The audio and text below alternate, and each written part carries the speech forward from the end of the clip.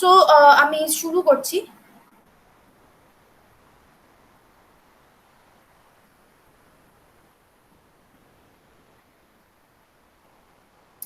All right. So this is what we are going to learn today. Semester third semester যেটা তোমাদের general elective 3 তে আছে. So that section is called, the section which we are going to do today, it's called women's writing and women's empowerment.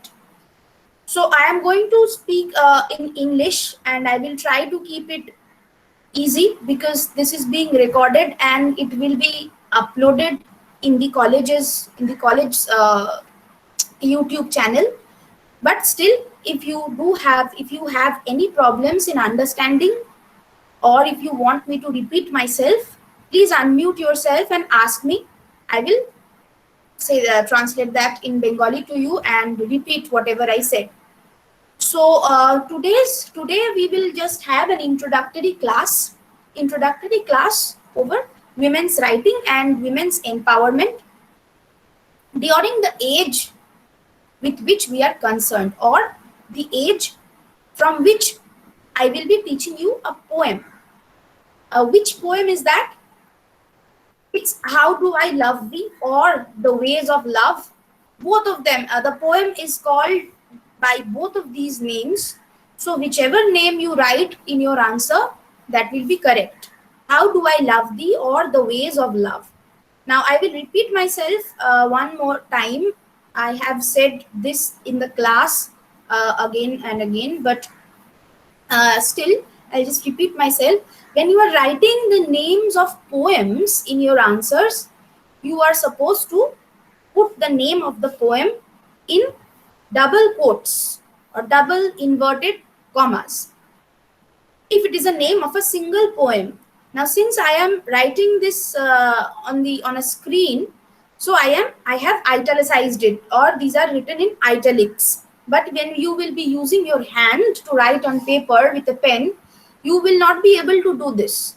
So what you need to do is that name of a single poem should always be written in double inverted commas. Okay, so both of these names are correct. How Do I Love Thee, or The Ways of Love. As you can see, they are more or less, they mean the same. The poet basically lists or names or talks about the ways in which she can love her husband. So that is why the name How Do I Love Thee, or The Ways of Love. It is written by Elizabeth Barrett Browning, and she belonged to this age of early 19th century, or the Victorian era.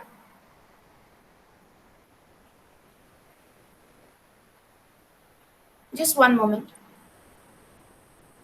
Okay. For the Victorian era. So in our classes, or in the following classes, the classes that will follow, the lectures that will follow after this, what we will do is that we will cover a certain number of topics. Because I do have another assignment with you. I will also be teaching you Sakhawat Hussein's Sultana's Dream, that is also in your syllabus. So I will be teaching you these two works, texts. One is a poem of How Do I Love Thee by Elizabeth Barrett Browning, and another one is a short story, or it is a prose, or it is a short novel, very short novel, and it is called Sultana's Dream, written by Sakhawat Hussain. So today, first I begin with this poem. So the classes regarding this poem, they will be dealing with in the classes that will follow. I will cover all these following topics. I will cover the historical context of the poem. Historical context means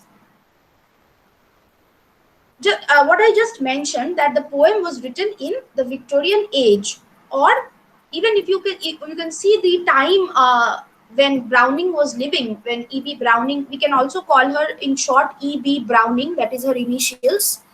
So in your answers, once you have written the full name, after that you can call her or mention her by writing her initials, that is E.B. Browning. but once you have to give the full name. Anyway, so you can see the age, the time during which she was living. She was born and then she died in 1806 and 1861. You will see that this also falls, according to the European history, this also falls under the age of Queen Victoria. Queen Victoria was the monarch of England at that point of time. So it is also called the Victorian age.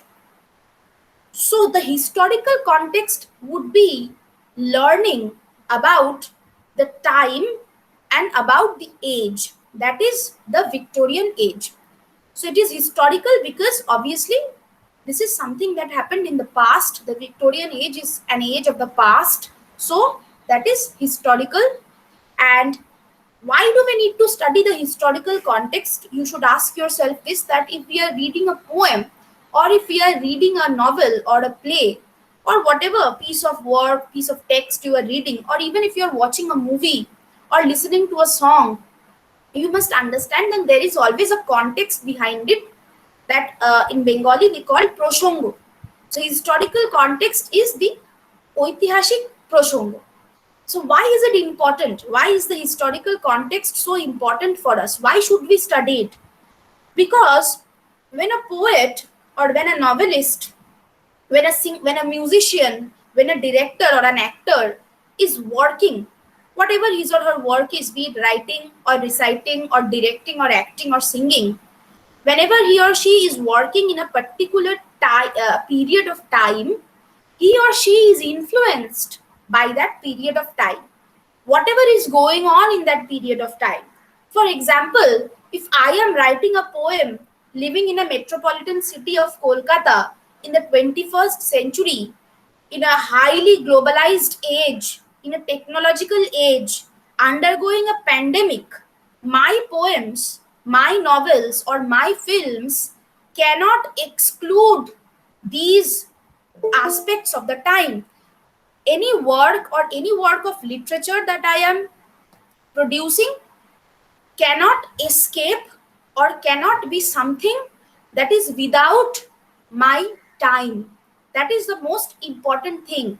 So even if I am not writing about the pandemic directly, even if there is no mention of COVID-19 or coronavirus in my poem, I will use my symbols, or I will provide comparisons or metaphors in certain way, so that they always talk about this pandemic.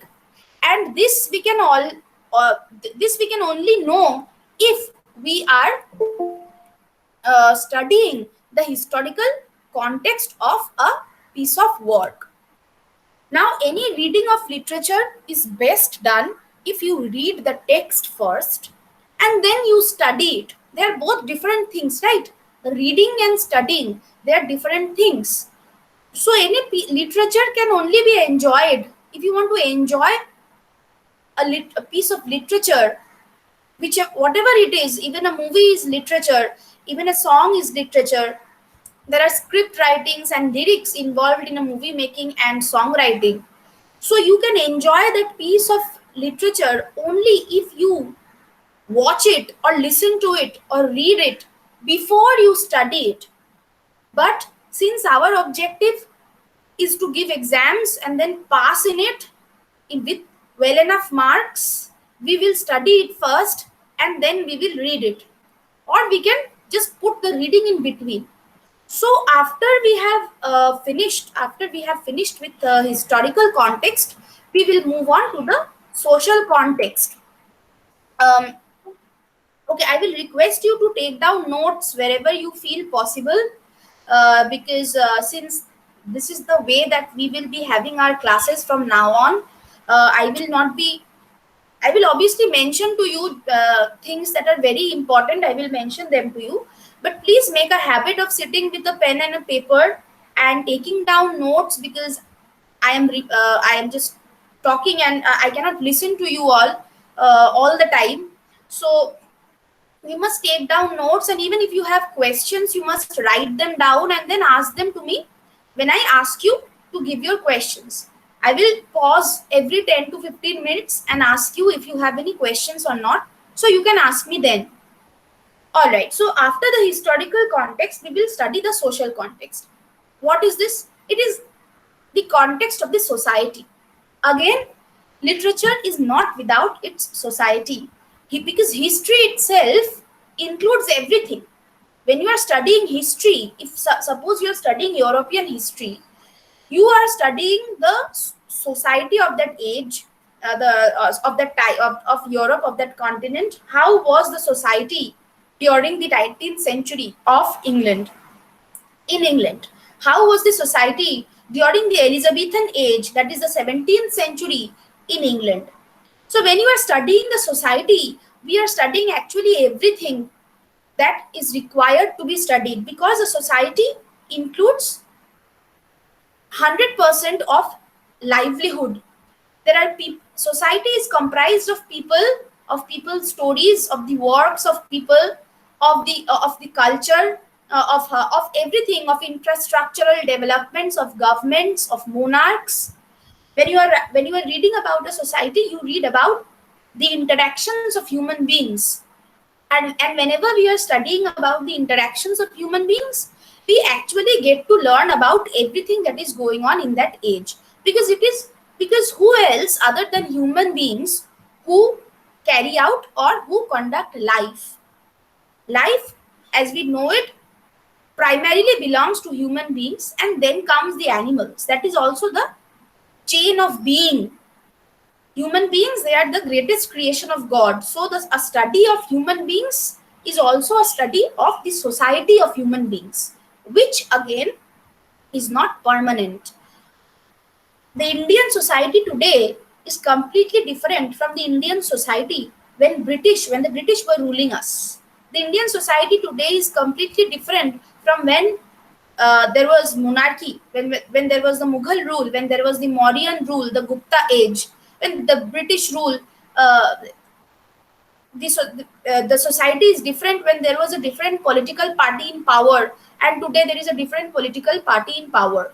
So the social context always keeps on changing.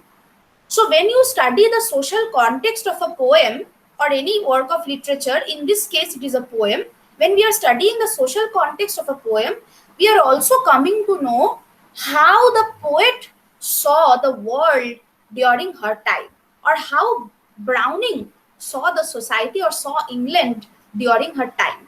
So we will also learn about the society of the Victorian England while we are studying the poem.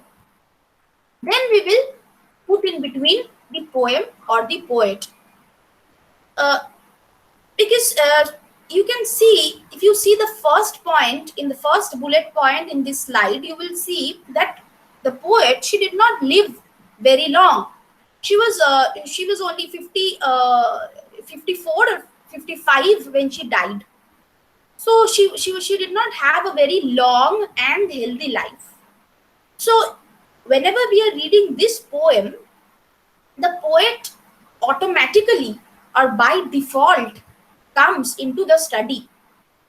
You can say, of course, you can argue. There has been arguments in the literary circle. There have been arguments that why do we need to study a poet in order to understand the meaning of a poem?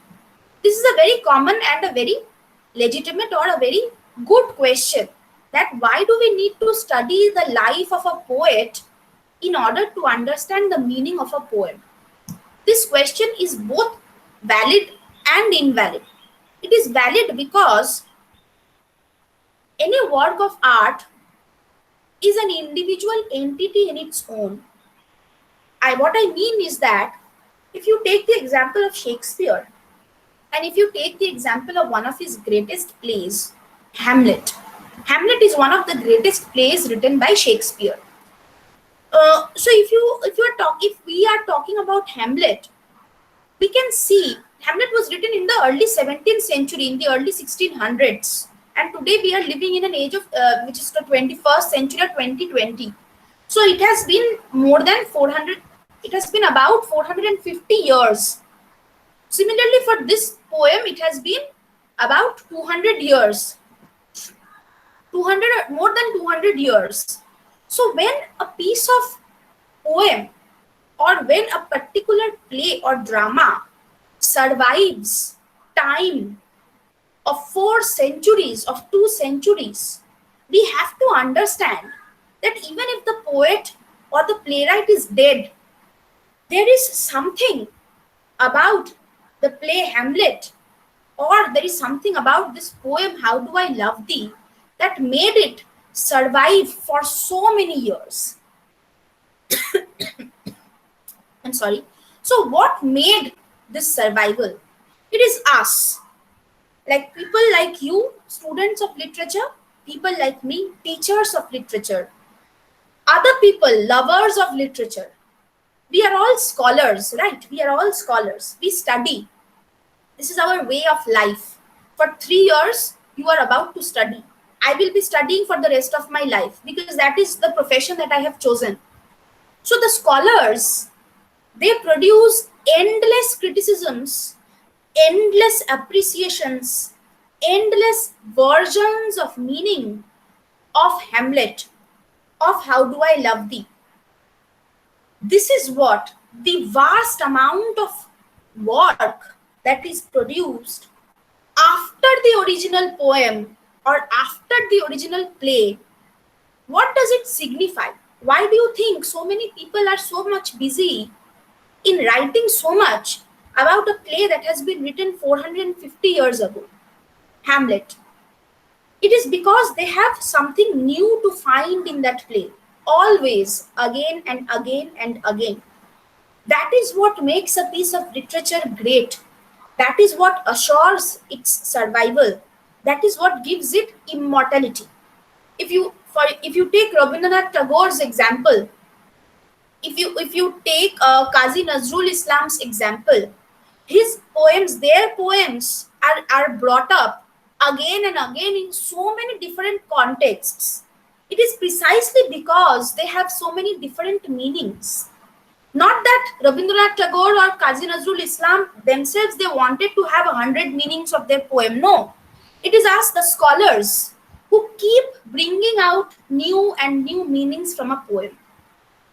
So if you say that I want to read this poem without studying about the poet, then you are perfectly correct. You are not wrong in doing so.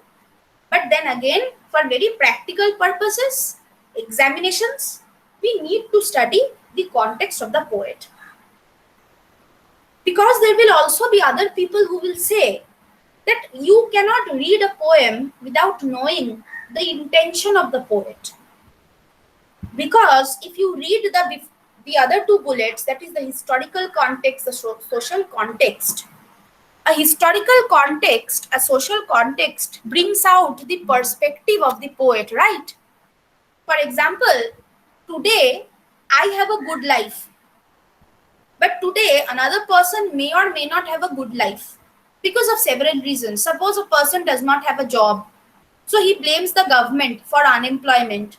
He blames the society for not allowing him to move up the social ladder. So for him, his perspective of the world will be completely different than mine. Because I have a job, because I am doing something that I love, so I have nobody to complain to. I have no complaints or I have no issues with my society. So my perspective of the world will be completely different.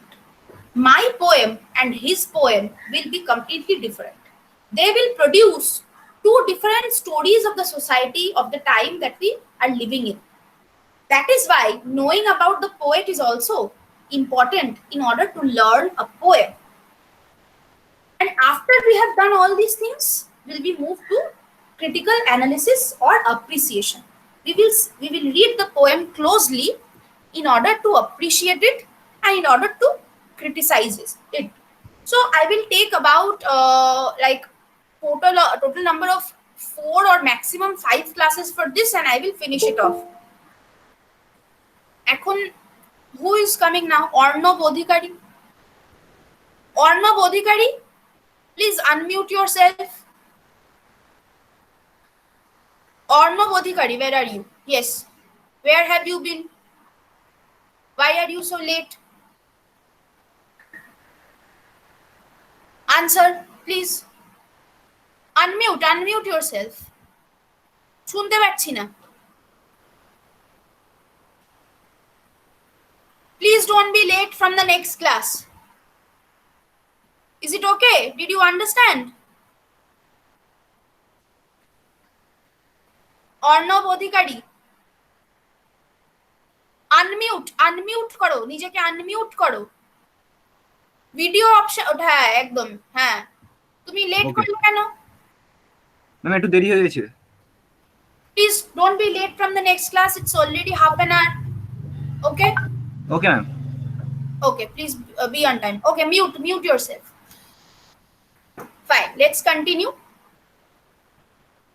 So this is what we are going to study. Maximum of 5 classes. That is the maximum.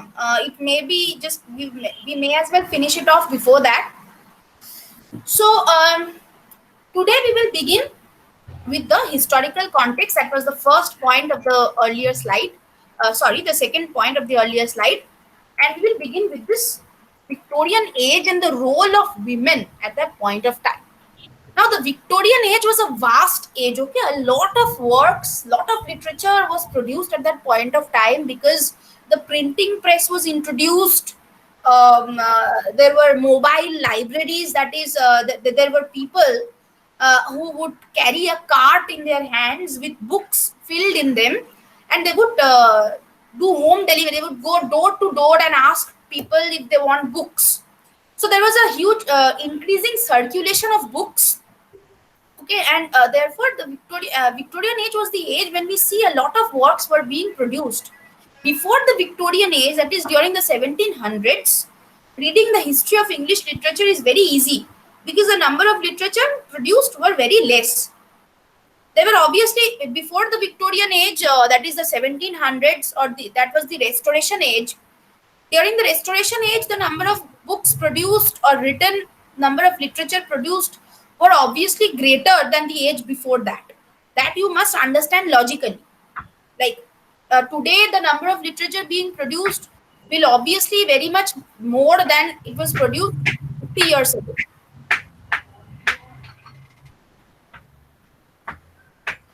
Arnab, you are to mute yourself. I can hear noise from your end.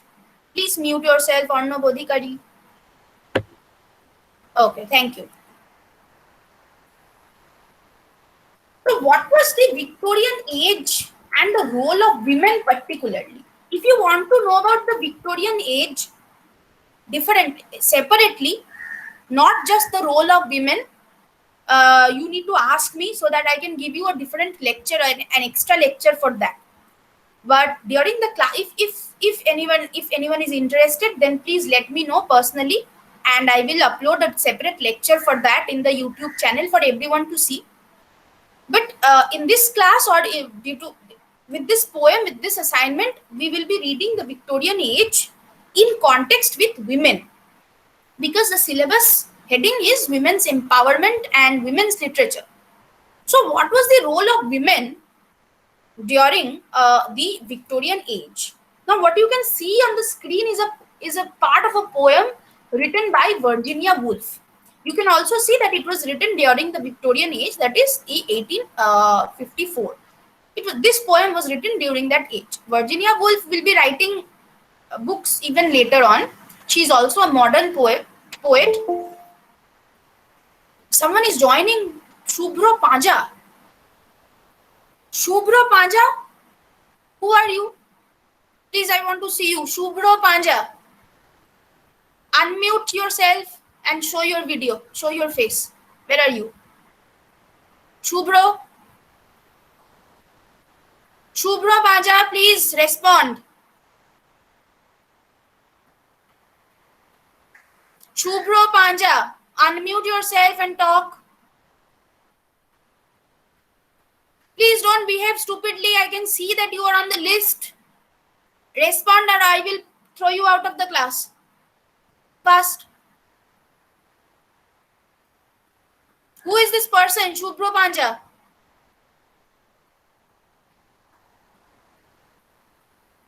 Okay, you are going out of this class. Are you there? Have you? Okay, he has left the meeting. That is very good. Fine enough. So Virginia Woolf had written this poem during the Victorian age. Now I will come back to this. Let's just hear. Just listen to me when I'm talking about this, the role of women during the Victorian age. So the status of women during the Victorian era was very difficult. They did not have any rights. They did not have any privileges. They did not have any worthy existence during the time. Even though the monarch was a woman, it is very interesting to note. You can watch a movie. Okay, I will recommend a very good movie to you. I request you to watch the movie Elizabeth. It is directed by Shekhar Kapoor. And it has won number of awards. Watch it. Watch this movie. You will see Queen Victoria and how later on Queen Elizabeth, the queen who was to change England forever, who came to the power. Watch this movie and you will get to know about the Victorian England in a far better way, because you will be watching it and it is a very, very good movie. So I recommend you to watch the movie Elizabeth, directed by Shekhar Kapoor. Okay, let's move on. So the Victorian age, it was very difficult for women, as I was saying. Women were living in very poor social conditions. This era, obviously, the British monarch Queen Victoria was in rule, and women did not have any right to vote. They could not even sue anyone. Like if anyone has done wrong to them or conducted certain crimes against them, they cannot even go to the government and complain. They did not have any right to their own property.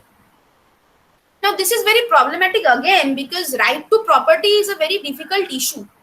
It is in India. It is only been in 2005. In 2005, like only 15 years ago, did women completely receive a right to property. Did you know that in India, even in 2000, before 2005, women did not have any right to property. That is, since they were to be married off, they could not inherit their father's property. But only in 2005, the Hindu Marriage Act was changed, and we have our right to our father's property. So the condition of women has always been this poor, and during the Victorian age, it was far worse. So they did not have any property or right to vote, and at the same time, they were also working in factories. Because you must remember that in 1800s, later in the 1800s, around 1870s or something, I think. When was the Industrial Revolution? Who knows? Can someone just speak up? Industrial Revolution? Which year is it happening? 1700 and 1800 and nobody knows. Industrial Revolution kabe hocche? When is Industrial Revolution happening?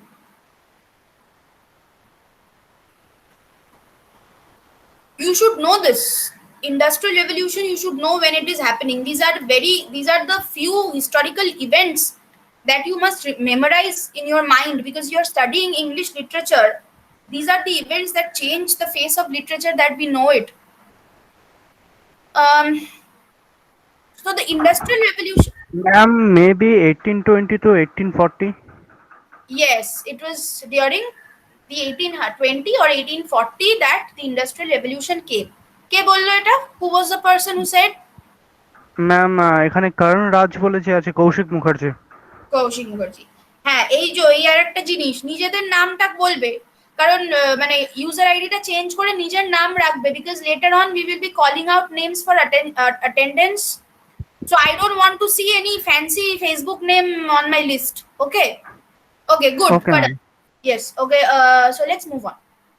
So it was also the time when Industrial Revolution was just up and coming.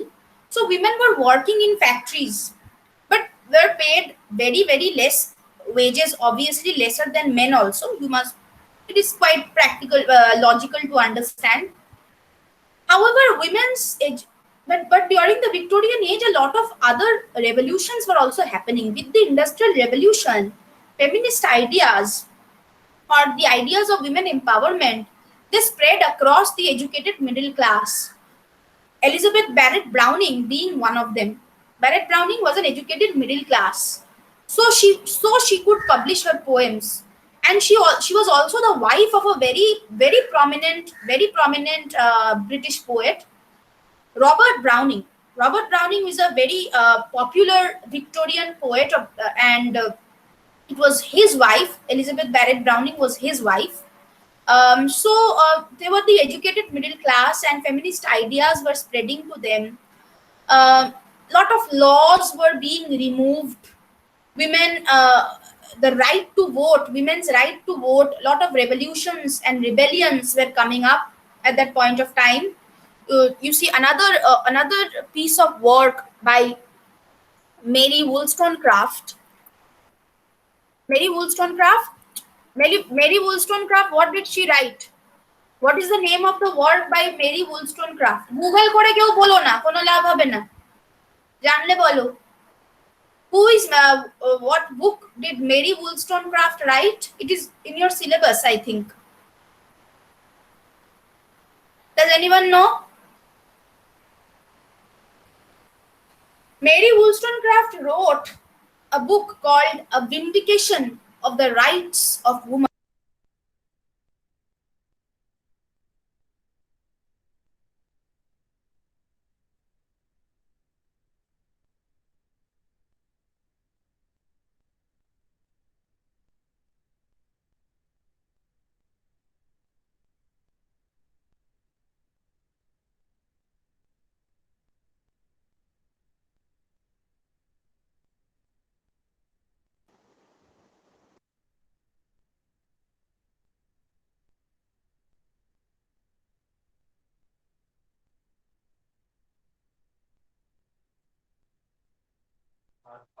ক্লাসটা হঠাৎ stop হয়ে গেল কেন? ম্যামের mute হয়ে গেছে তো। ওকে, আচ্ছা। দেখ দেখ ম্যামের মিউট হয়ে গেছে। Yes, এখন শুনতে পাচ্ছো? হ্যাঁ ম্যাম। কতটা হ্যাঁ ম্যাম, কতটা শুনতে পাওনি বলো? কত অবধি শুনলে? যখন আপনি বলছিলেন তারপর থেকে শুনতে পাওয়া যায় না। কত অবধি? যখন আপনি বলছিলেন ম্যাম মেরি উলস্টনক্রাফট পর্যন্ত বলেছিলেন। আচ্ছা, ঠিক আছে। So Mary Wollstonecraft wrote Vindication of the Right of Women. It was about the women's right to vote. So this was also happening at that point of time. So all these things were happening. So you can see that during this age, it was this age when actual change in the lives of women were about to take place. So in the Victorian era, what was happening was that women were like restricted or limited to the domestic sphere. They were expected to provide their husbands with clean home, to cook food for them. They did not have any wages of their physical property. They did not have any right to land property. All of their cash, which they owned before marriage, after marriage it belonged to the husband. When a Victorian man and a woman married, the rights of the woman were all transferred legally to the husband. So the women did not have any rights. Kono odhikar chilo na mohilader, nothing. They were only limited to the household chores. That is it. Under the law, like married couple is represented by the husband. So the husband is control of all the property, of the earnings, of the money. Victorian wives, and even the wives were a property of their husbands. The husbands had the right to what the Victorian women could do or not do, what to wear, how to walk, how to be, how many children to be produced. All of these things, they were decided by the husband. The women, they did not have any rights whatsoever, not even on their own body. They did not even have any right over themselves. Even they were a property that belonged to the husband. And therefore, if you read the poem that is on your screen, if you see, you will see what is she writing, what is Woolf writing. She's saying that man must be pleased, but him to please is woman's pleasure. So a man's wish is to be pleased, but it is the woman's duty to please him. What does she mean? She says that, and at the same time, she also calls the women an angel, but in the house, because the women were limited only to their households. So Virginia Woolf describes this angel as sympathetic, she's charming, and she's unselfish. She's completely unselfish, that is selfless. She excelled in the difficult family chores. She was excellent in this, in managing the household. She was pure, and it is this purity that is supposed to be her chief beauty, nothing else. So there are, in the Victorian age, there were many works of literature being produced that was supposed to work or function as a manual for women. Like, how am I mean, I'm saying I because I am a woman. I'm saying that how am I supposed to behave? There were conduct books or manuals, like you have manuals or user guide manuals for newly brought TV or laptops. So men were writing manuals for women, how to be, how to behave, how to dress, how to talk, how to walk, all of these things. A man was writing guidelines. There was absolutely deplorable condition of the women. So there were advices coming out. So there were there were literate, and all of these were written by a man. It was only during the end of the century that there was a concept of a new woman riding a bicycle, wearing pants, and she's singing slogans, supporting supporting political activities, talking about vote. It is only during at the end of the era, that is 1890s and all, that we can see that there is some kind of change coming in during the for the women. Okay, just one moment. There is another piece of work that we are just reading, knowing about these works because they represent the condition of the women during the Victorian age best. They are representations of the condition of women. So what is this? The Household General by Isabella Beaton.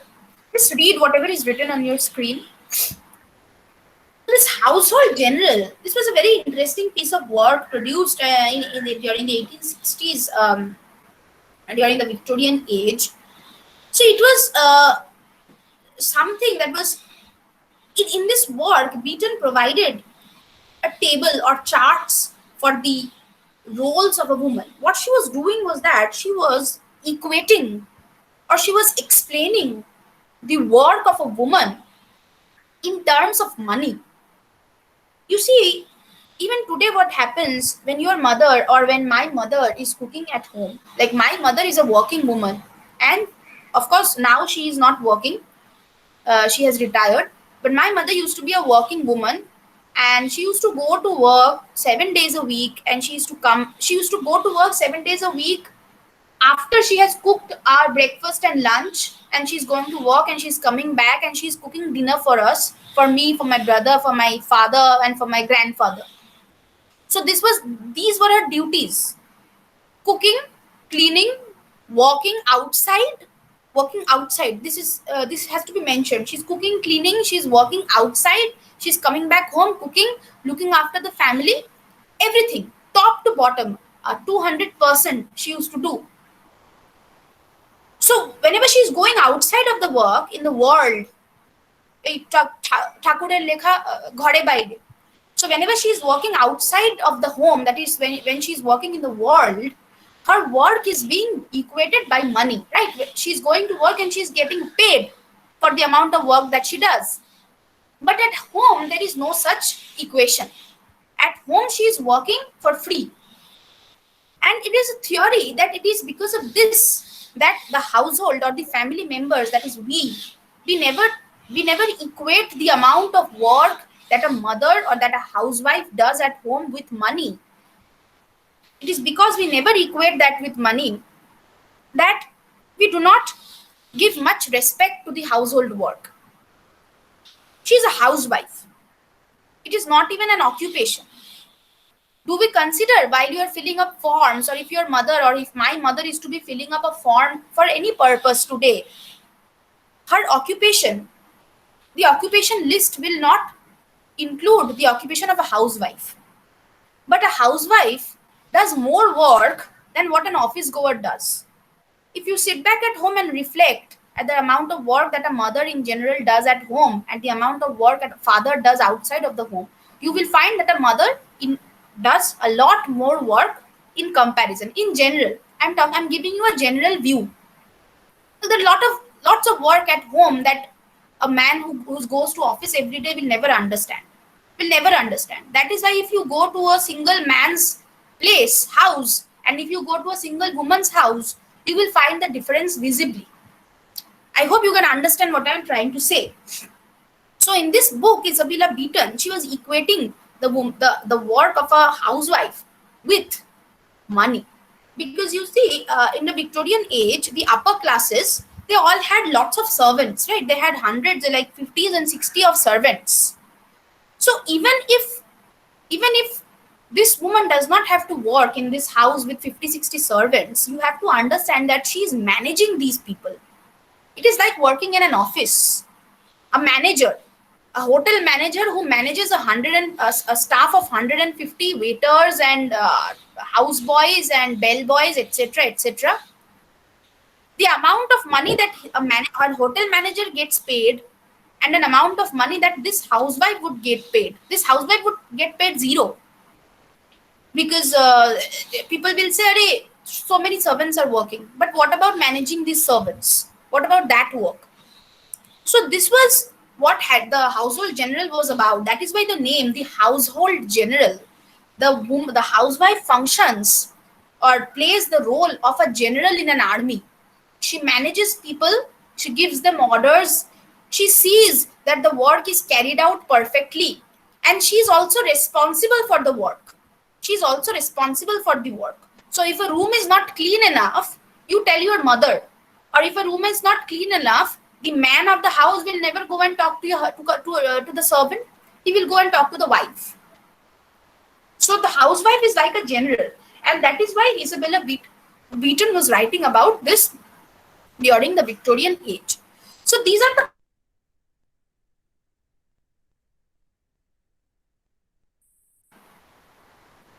okay. For just 1 second, I will take a pause.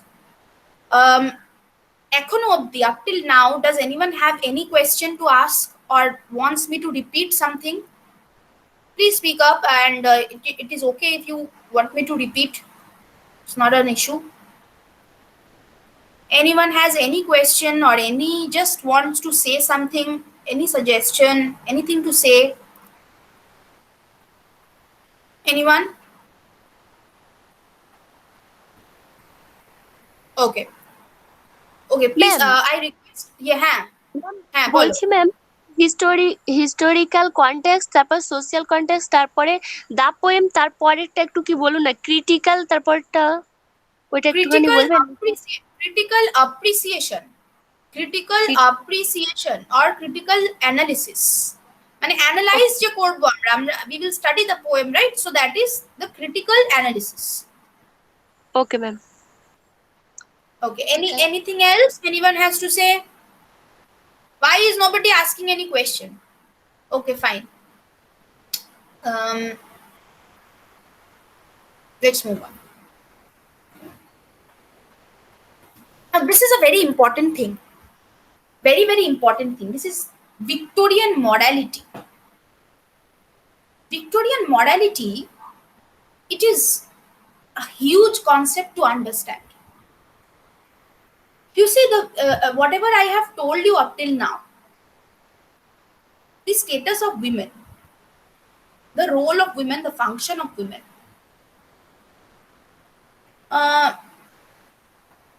I mentioned very quite a few important points up till now. So you tell me now. You tell me. It is তোমরা বলবে আমাকে Victorian age with whatever you have heard or whatever you remembered up till now. The in context to the role of women, of course. What do you think this Victorian morality should be about? Morality, moral. You know the meaning of moral. The morality would mean the teaching or maintaining of those morals. So you know how the condition of women were during the Victorian age. So what do you think, according to you, was the morality of that age? What do you think, according to you, was the morality of the Victorian age? Anyone? Please speak up. Otherwise, I am going to ask by name. I am going to call by name and you have to say. Please speak up. What do you mean? Anything. You can be wrong. Just speak up. Yes, bolo. হ্যাঁ madam বলছিলাম moral মানে হচ্ছে নীতিকথা, তো Victorian moral English, মানে English, Victorian. English, English, English. Madam Please. Victorious মেন morals মেন ma'am নীতিকথাকে ইংলিশে কি বলে? হ্যাঁ মোরাল মানে কি? ম্যাডাম নীতিকথা। Morality, হ্যাঁ ঠিক আছে, morality. ম্যাম মানে ভিক্টোরিয়ান্স মোরালিটি অর্থাৎ ভিক্টোরিয়ান্সের মোরালিটি। Okay, তুমি okay, you can speak say it Bengali, no issues. বাংলায় বলো। হ্যাঁ ম্যাডাম মানে মোরালিটি মানে হচ্ছে নীতিকথা, তো ভিক্টোরিয়ানের নীতিকথা মানে হচ্ছে যে নীতিকথাগুলো মানে বলেছিল বা লিখেছিল এরকম ধরনের কিছু।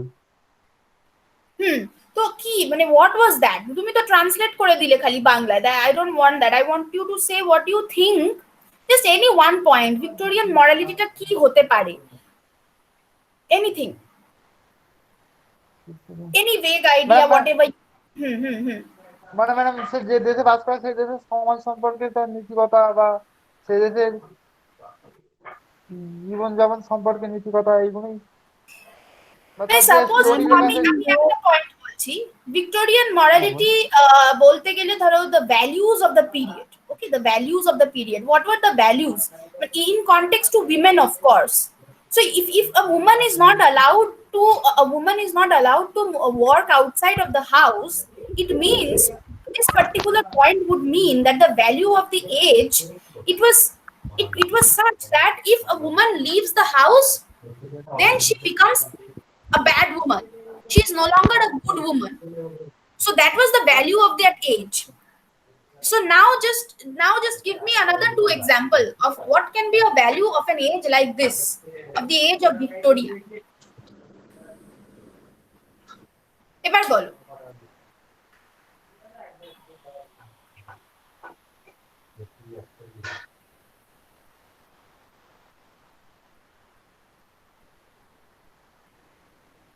Okay, you have to say something about this. I will not ask you any further. So Victorian morality will be your homework. I am writing it in chat, the homework.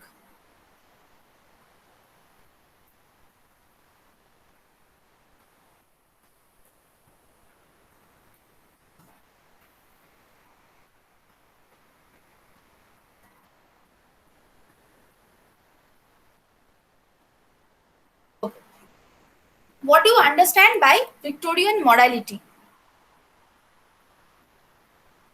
This is your homework. I want 3 to 4 points from everyone. Everyone should come up with 3 to 4 points in the next class. Okay, it does not have to be anything extraordinary. You can do a Wikipedia study. There are many websites. Suppose a very important website is, just let me check.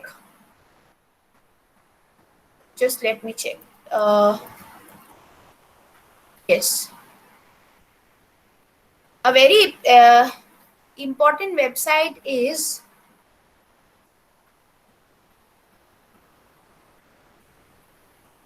victorianweb.org. Please check the chat box. victorianweb.org is a website that is very informative and it is authentic, that is known and researched information you will find in this website. So you can go through the Victorian Web, you can go through Wikipedia, you can go through any free Google books that are available of that age, of that historical age. You can just open your English literature history book and read about this age. You have to come up with, each and everyone has to come up with at least four points or 3 points of the Victorian morality.